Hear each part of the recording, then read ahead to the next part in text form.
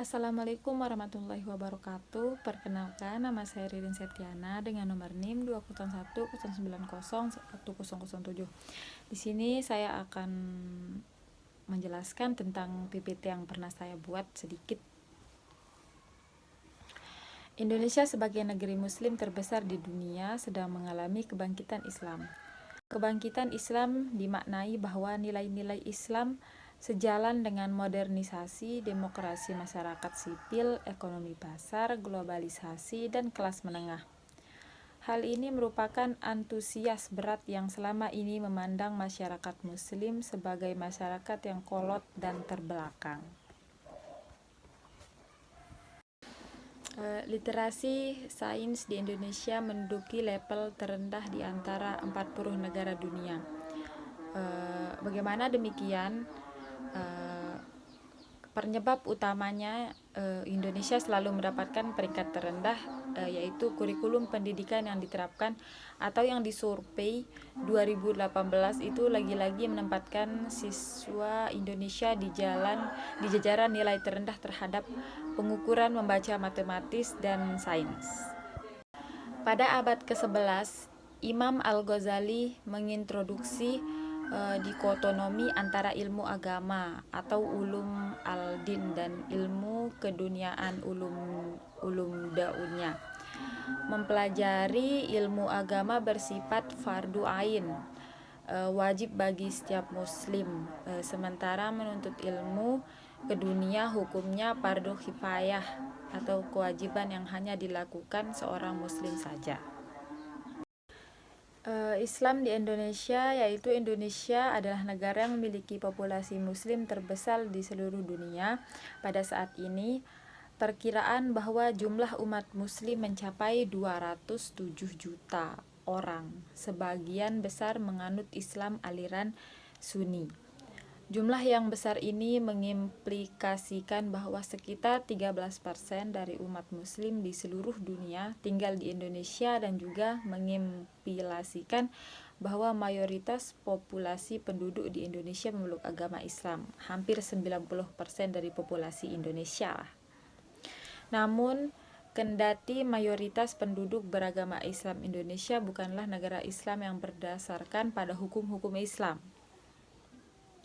Justru Indonesia adalah sebuah negara sekuler demokratis tetapi dengan pengaruh Islam yang kuat. Sejak awal berdirinya negara ini, sudah ada banyak perdebatan politik mengenai dasar ideologi negara Indonesia. Sejumlah sekelompok Islam konservatif termasuk sejumlah partai politik berpendapat bahwa Indonesia seharusnya menjadi sebuah negara Islam. Namun karena adanya puluhan penduduk non-muslim, apalagi banyak penduduk yang menganut Islam di Indonesia bukan orang muslim yang mempraktekannya dengan sangat ketat atau nominalnya muslim, berdirinya sebuah negara Islam sekaligus penerapan hukum syariah selalu dianggap sebagai pemicu pemecahan separatisme. Proses Islami di Indonesia, atau tepatnya di wilayah yang sekarang dikenal sebagai Indonesia, telah berlangsung selama berabad-abad dan terus berlanjut hingga saat ini. Islam menjadi sebuah ikutan yang mempengaruhi melalui serangkaian gelombang dalam berjalannya sejarah. Gelombang-gelombang ini yaitu perdagangan internasional, pendirian berbagai kesultanan Islam yang berpengaruh, dan gerakan-gerakan sosial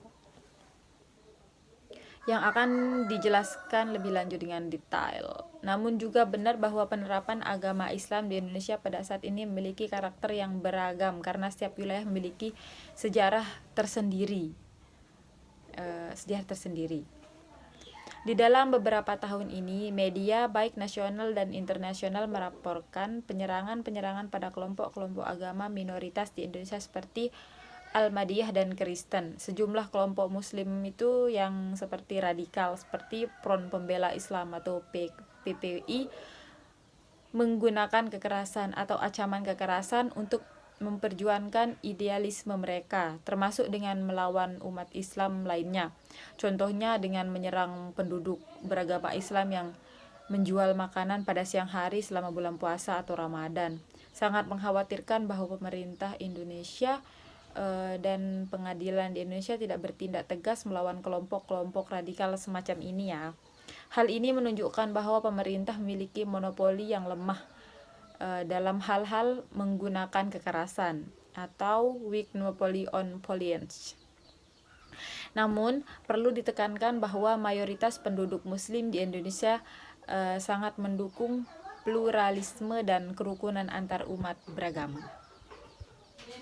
Al-Ghazali juga ada kaitannya dengan zaman keemasan Islam. Al-Ghazali telah diakui oleh Encyclopedia Britannia dan Stein Encyclopedia Filosofi sebagai filsuf Muslim terbesar yang berpengaruh tidak terbatas pada Islam saja, tetapi juga menjadi rukun ilmuwan dan filsuf Kristen dan Yunani.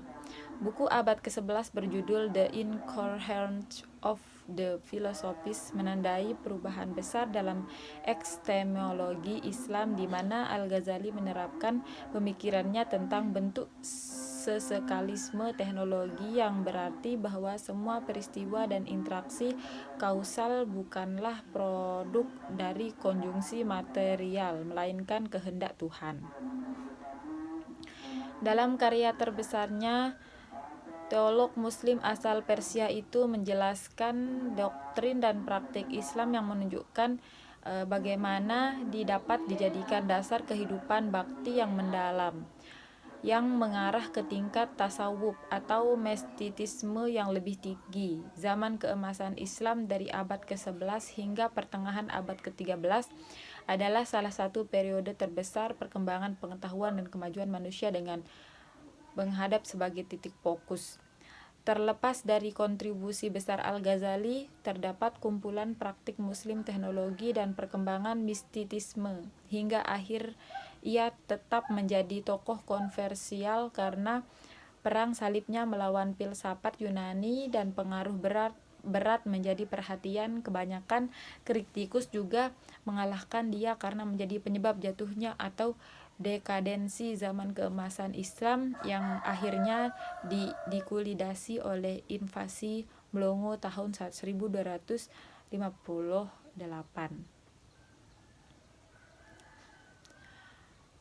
Pada saat itu umat Islam dalam sikap mereka terdapat filsafat Yunani dan pengaruh Barat dibagi menjadi dua kelas, yaitu Asy'ariyah dan menetap sebagai invasi teknologi Islam, dan Mutalistes yang percaya pada pemikiran liberal dan juga suka memanfaatkan filsafat Yunani. Pada masa kolonial, sistem pendidikan Islam yang banyak berlaku ialah pesantren. Bagi kaum pesantren yang terpinggirkan dan menganggap kaum kolonial sebagai kafir, sains merupakan produk kolonial yang juga dianggap kafir dan anti-Islam. Oleh karenanya, mereka hanya memilih satu domain pendidikan, yaitu pendidikan ilmu agama atau yang dimaksud ulum al-din. Saat ini umat Islam mengalami lompatan modernisasi yang unik. Semakin modernisasi masyarakat Eropa justru semakin sejalan dengan ide-ide sekularisme. Semakin modern masyarakat Islam justru semakin memperlihatkan nilai-nilai agama.